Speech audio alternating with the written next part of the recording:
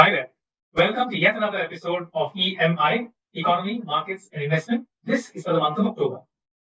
Let's jump right in. We come to four key charts for this month for India. We touched upon rupee in our last E.M.I presentation. Here, we can see here in this chart that for nearly 2 years, the currency has been in a very tight range, which puts the currency also more in the forefront. We need to very closely track FDI data, FIIOs to get a sense as to when the currency or if the currency would see an inflection at this point in time.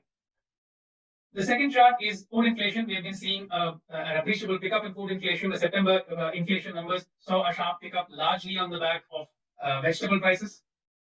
E-way bill activity, a 3-month moving average of E-way bill activity, still continues to hold up fairly well.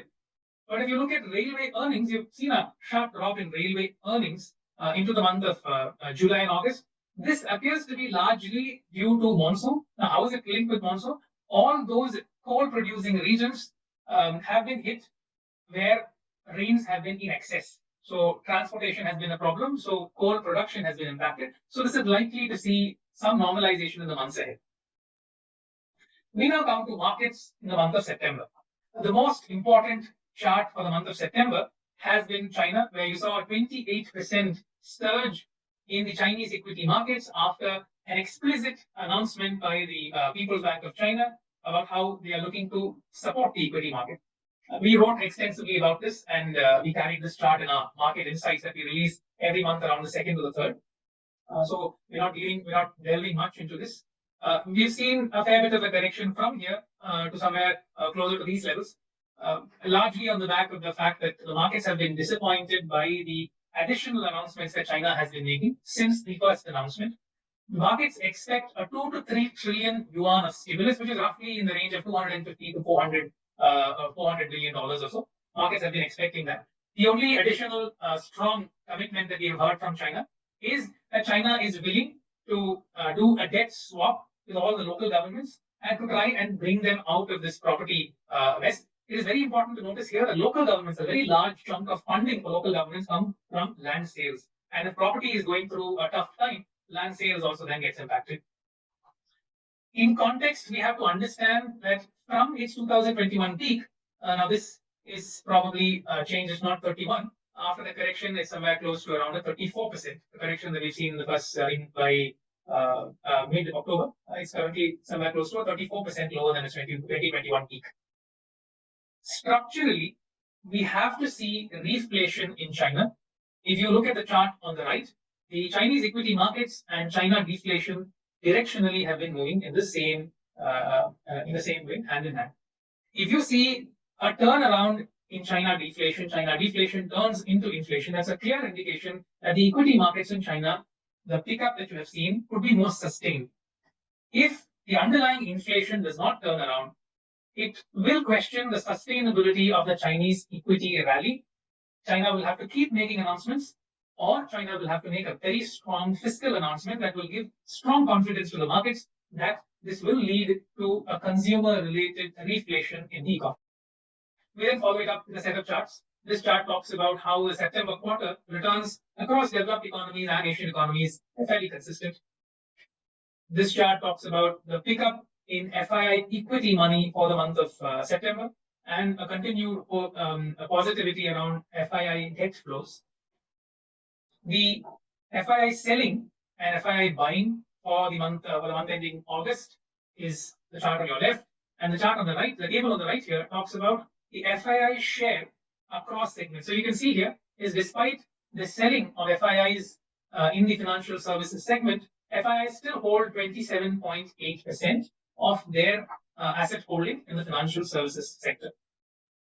We now come to this chart that is very important, and this chart gives you a sense of market cap to GDP and 5-year returns, forward returns on the markets.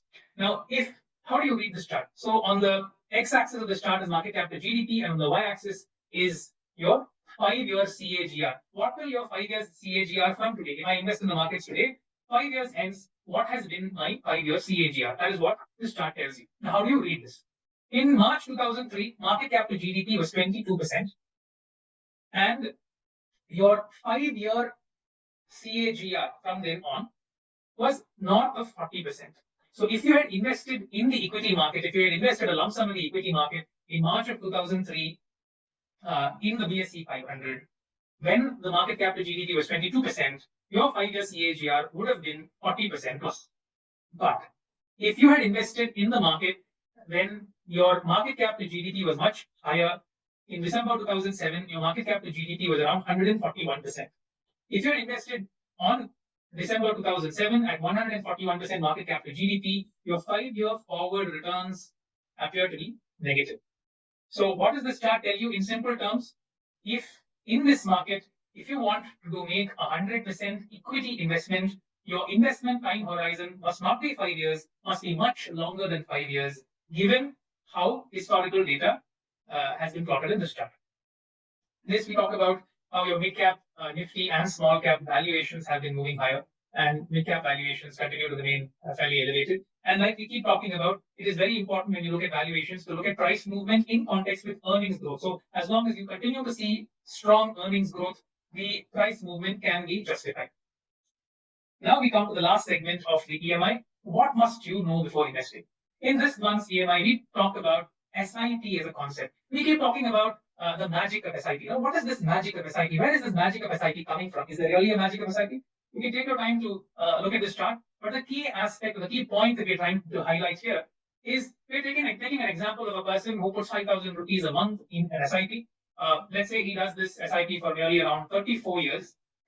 In the first year, at the end of the first year, after he has done his installment, 12 installments of 5,000 rupees every month, if you break up his portfolio and see how much of market gain there has been. So we're taking, for this example here, we're just assuming that 12% CAGR, which is your long-term CAGR for the large cap, it's slightly larger, higher than 12%, but for simplicity's sake, we are taking it at 12%. If markets compound grow every year at 12% CAGR on a 34-year basis, in the first year, at the end of the first year, 5% of your portfolio would be your gain. 95% of your portfolio would just be cost. But when you touch the end of the 5th year, this cost as a percentage of your portfolio drops by 20% to 75. And profit gain as a percentage of your portfolio is 25. So 25% of your portfolio is now pure profit. By the 12th year, more than 50% of your portfolio is pure profit. By the 21st year, 75% of your portfolio is pure profit, and so on and so forth. And when you reach the 34th year, nearly 92% of your portfolio is just gain, and only 8% of your portfolio is your cost. This is the magic of SIP, and this magic of SIP comes in when you are reducing your cost as a percentage of your portfolio to very, very low levels because you are invested in the market. So like we keep saying, it is time in the market that is important, not timing the market. And finally, this chart here that talks about how if I take this 25 years of lump sum investing returns and if I take 25 years of SIP returns always trump, rather SIP returns are always higher than lump sum CAGRs. Now, when you look at lump sum returns and SIP returns, for lump sums, you use CAGR because you have a certainty of your investment.